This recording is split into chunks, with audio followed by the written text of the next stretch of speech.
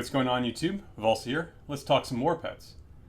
So in the current meta, there's a very popular Cav death ball, 5 marches, but of those 5 marches, only 4 are Cav, 1 is infantry, and there's some slight variation on it, but the most common version is something like you see here.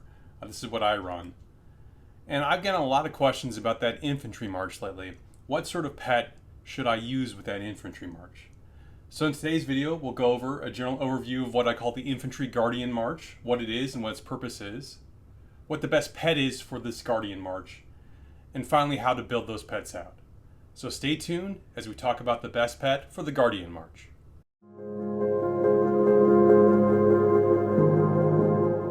So the Guardian Legion's typically led by a Skullgull with their race car build, and really the idea here is just to pick up as much movement speed as possible. You're using Skullgull because of all the infantry commanders. She's got the most movement speed potential. Sometimes I see people use Atheist as more of a budget pick. And you're going to need a movement speed artifact as well. The Springbrook Feather is your best choice if you have it. The Deputy does vary a bit. Sometimes I'll see Goris just because he's a great commander, great counterattack potential. I see Atheist and the Deputy spot a lot as well. I use Nika for a couple reasons. First is she gives you additional 10% movement speed. And that might not seem like a lot, but for me it makes the difference between whether my infantry march can keep up with my cav marches or not. Her rage skill is also really good, a good damage factor, and it inflicts the bruise debuff, which is really the most powerful debuff in the game. And if you have her awakened, has an additional damage chance to do 500 physical damage basically once every 2 seconds, provided that the enemy has less than 50% units. That's also very powerful. That's why I go with Nika in my build. Anyway, to understand what pet we should try and use with this march, we need to first address what the Guardian March is really trying to accomplish. And it serves 2 purposes. First, you rush it into your target, your victim, if you will, and you get the Berserker Charge skill off. And then what that does is it reduces your target's movement speed by 75% for 8 seconds. That's super strong. Your infantry basically puts a hamstring on the target, and then your cav marches finish it off, right? 8 seconds is more than enough to sad face whatever archer or mage march you're bullying. Now calves get their own charge, but the cav charge doesn't slow the enemy. And you can get some slows from cav commanders, particularly Ferondel, but none of them are anywhere close to the 75% reduction for 8 seconds you get with the Berserker charge. The other reason you use the Guardian March is to intercept like the counterattack coming towards you, right? The enemy is going to see your cav running around their backlines or whatever and send marches to come kill you.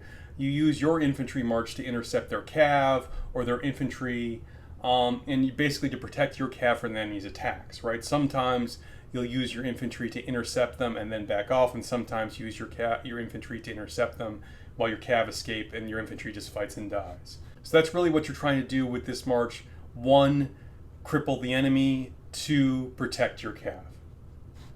Now, like I mentioned earlier, there's some variety on the Deputy you're going to use here, and a little variety with the primary too, but we're going to assume for the purpose of this video that you're using Skullgull Nika. If you're using someone else, adjust the pet picks I tell you appropriately. The last thing really to focus on is, don't just pigeonhole this pet for the infantry march itself. Look at the whole picture of what you're trying to do, right? You have the cav death ball. What's it trying to do? It's trying to slaughter the enemy's backline, mostly ranged marches. So any pet that helps that at all, holistically, is going to be good, even if it doesn't specifically speak to what the infantry march is doing.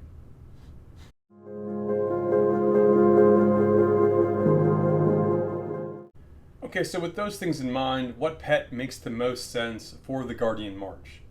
Well, there's an entire family of pets that are designed to help infantry. That's the bear family, so let's look at those first, right? And we'll start with the Frost Bear. We can quickly rule this one out. The Frost Bear relies on your Legion gaining shields. Skullgull doesn't get any shields, Nika doesn't gain shields. The Frost Bear is not a good pick. What about the Friendship Bear? Well, the Friendship Bear basically gives you additional hit points every time you gain healing. Alright, technically Skullgull does give you healing, so this would work, but this is just not very powerful. Don't do it. Alright, our next contender is a little bit more interesting. That's the Moon Bear. So the Moon Bear, it does splash damage to up to 3 legions. That's on plan for what your cav ball is trying to do. Its damage is based on the total damage factor of your commander and your deputy's rage skills. Does our commander and our deputy have rage skills that do damage factor? Skogul does not, Nika does. So the Moon Bear will work, but it's kind of only getting half synergy, right? So with the Moon Bear, it's like, it works, it just doesn't work real well.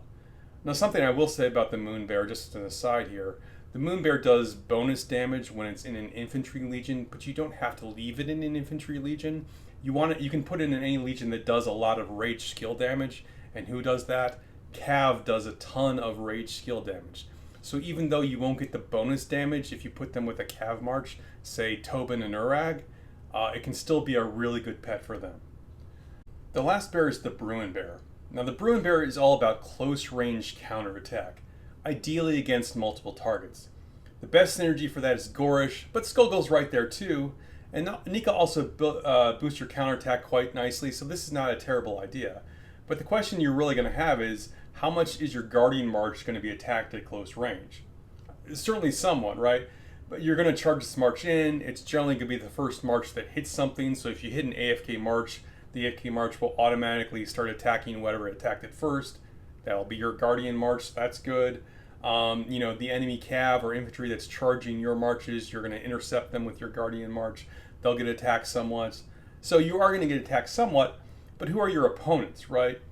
Most of the time, a good opponent is going to quickly disengage from fighting your Guardian March and retarget onto your cav, right? Because your cav are doing most of the damage. They're also more fragile. That's where you want to direct the DPS.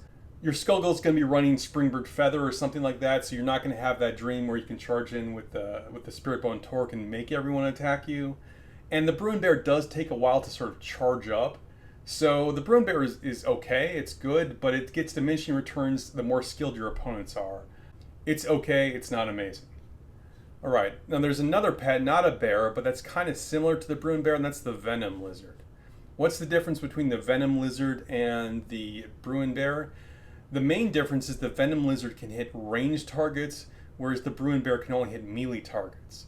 If you're dealing with multiple melee ranges in melee range, the Bruin Bear is better. If you're dealing with stuff at range, archer range, mage range, the Venom Lizard tends to perform better. Now let's think about the Guardian March. You're going to be fighting ranged marches when you charge into them. But when ranged marches, like you haven't crippled them, you're not trying to kill them, they're just attacking you as you go by, how often are they going to target your infantry march? Once again, your more skilled opponents are not going to have their mages, their archers target your infantry march. They're going to have them target your cav. So it's kind of a similar story to the Bruin Bear. It works, it's just not amazing. The last one we really should consider is the good old-fashioned Sand Lizard, right? It just works, right? It's not a ton of healing, but your calves certainly can use it. In an ideal scenario, your calves mostly just taking a bit of counterattack damage from whoever they're killing. And the Sand Lizard can do a pretty good job of offsetting that. It's cheap to build. Nothing about it's bad. I think a Sand Lizard is a fine pick here as well. One final thing here, there's no reason you can't have a pet pull double duty.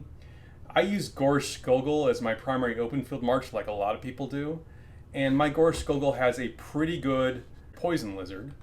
And I also use this Poison Lizard for my Guardian March, right? It's not amazing, but it gets the job done. Could I build a pet that was more appropriate for the Guardian March?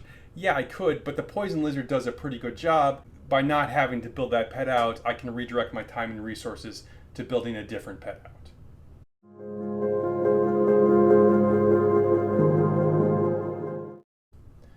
Okay, so like all pets, we have a choice between the hero enhancement build and the pet damage build. The pet damage build tends to be stronger, but it's always a lot more expensive. Now, I just talked about a scenario where your pet is serving multiple roles. If that's the case, there's a much stronger argument for the pet damage build. But if you're using your pet in an exclusive Guardian March role, I think the pet damage really just costs too much. The juice ain't worth the squeeze, in other words. So what's the pet damage build? Well, it depends on the pet, obviously, but if you're using a Venom Lizard, it's going to look something like this. You want to go the counterattack route with the Guardian March, so you get counterattack, advanced counterattack, the pet crit package, and Tooth and Claw if you have the space, plus the relevant dedicated pet skills depending on whether you're using a Bruin Bear, a Moon Bear, or a Poison Lizard. The hero enhancement build's a little interesting. So what are we trying to do with the hero enhancement build? Well, we're trying to create a very fast march that's tanky and does a bunch of counterattack damage. You still want counter strike here, and this probably is the pet that has the strongest case to add wild agility to it. I like blood for blood and hit back, and swift regen is not amazing, but it's probably worth it too. Now, Skogul, like I said, does 0 skill damage, but Nika does 1500 skill damage with her rage skill, and like I mentioned earlier, if you have her awakened, she has a 50% chance to do 500 skill damage every normal attack if the target has less than 50% of its units remaining. That's really powerful. So for Nika alone, I think it is worth considering the skill damage boosters. That's Pursuit, Predation, Track and Hunt, and Beastmark. Right, if you're on a Sand Lizard, you have no pet damage, so the healing package always makes sense here too. Alright, so what's the final call? Well, my recommendation is to take your best Bruin Bear or Poison Lizard and give it an additional duty of escorting your cab, in other words, be the Guardian March pet. If you've got an amazing Moon Bear, that can work, but I think you'll find you'll get better results if you put it with a Cav March, particularly whatever March you have running Urag. Now, if you're building a new pet specifically just for the Escort March, I think you should go with the Sand Lizard.